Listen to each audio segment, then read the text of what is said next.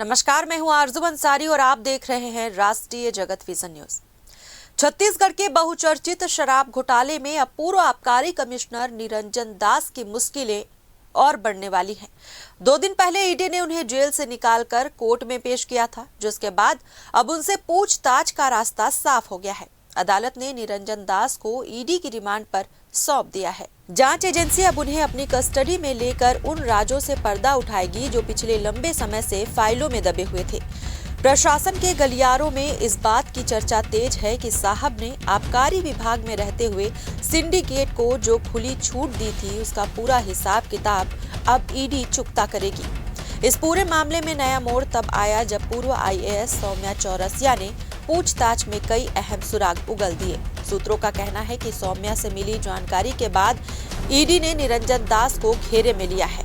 अब तक की जांच में ये बात सामने आई है कि शराब के अवैध कारोबार और कमीशन के खेल में ऊपर से नीचे तक एक पूरी चेन काम कर रही थी।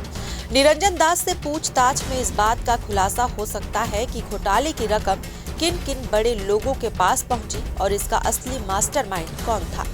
निरंजन दास पहले से ही ईओडब्ल्यू की कार्रवाई के चलते जेल में बंद थे। पहले उन्हें लगा था कि एक एजेंसी की जांच के बाद राहत मिल जाएगी, लेकिन ईडी की एंट्री ने उनके समीकरण बिगाड़ दिए हैं। जानकार बताते हैं कि ईडी के पास मनी लॉन्ड्रिंग से जुड़े ऐसे पुख्ता सबूत हैं जिनके आधार पर दास को घेरना आसान होगा।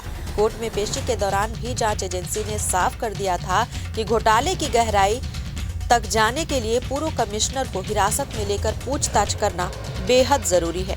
अधिकारियों ने बताया कि पूछताछ के दौरान जो भी नए तथ्य सामने आएंगे, उनके आधार पर आने वाले दिनों में कुछ और रसूखदारों को समन भेजा जा सकता है।